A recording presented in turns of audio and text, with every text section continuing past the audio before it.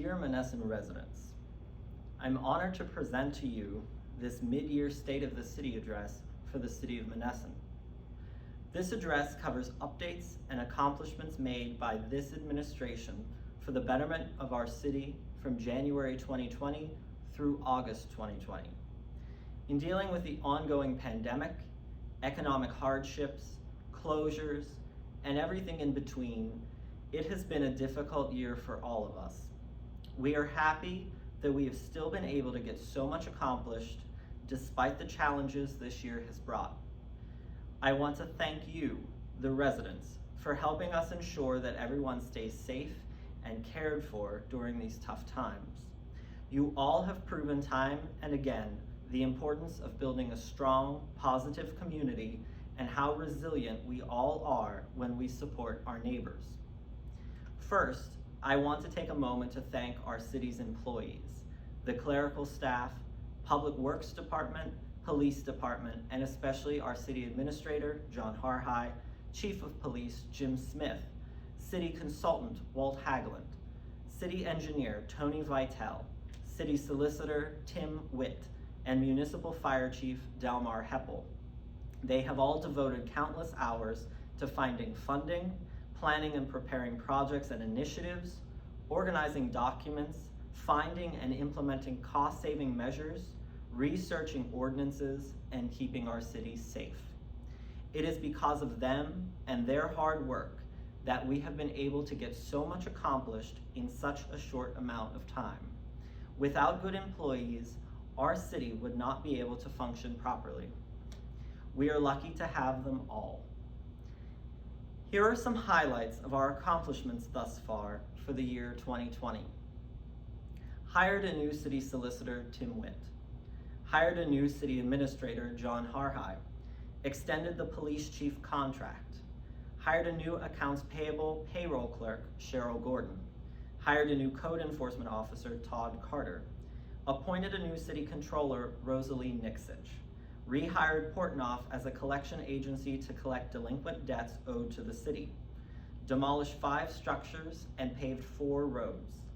Purchased the following equipment for the Public Works Department: street sweeper, front end loader, arm tractor, and 2 riding tractors, which will be funded through line usage, liquid fuels, and the Parks Fund. Began the process of planning for the construction of the DEP mandated EQ tank. Did not acquire a tax anticipation note earlier this year. This year, Monessen was denied by 2 banks and was not able to receive a TAN. The reasons being the recent instability of leadership and internal struggles taking place, budget and past financial statements not making any sense, a significant amount of long-term debt without a concise plan of repayment, and a lack of collateral in the form of real property. The city sold off past real property during the past administration.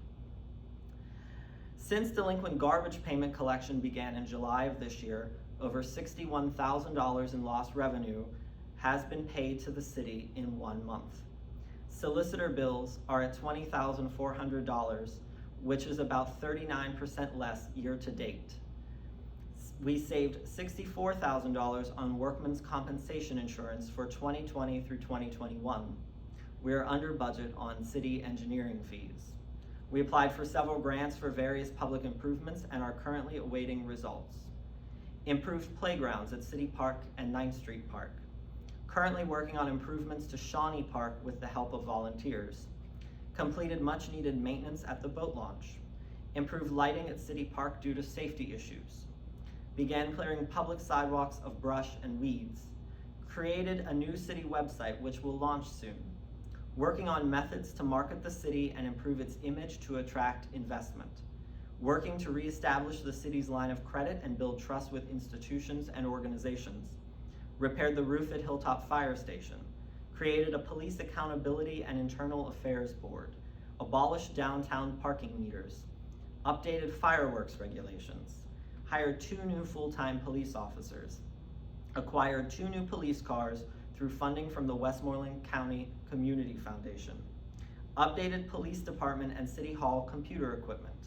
Appointed new municipal fire chief, Delmar Heppel.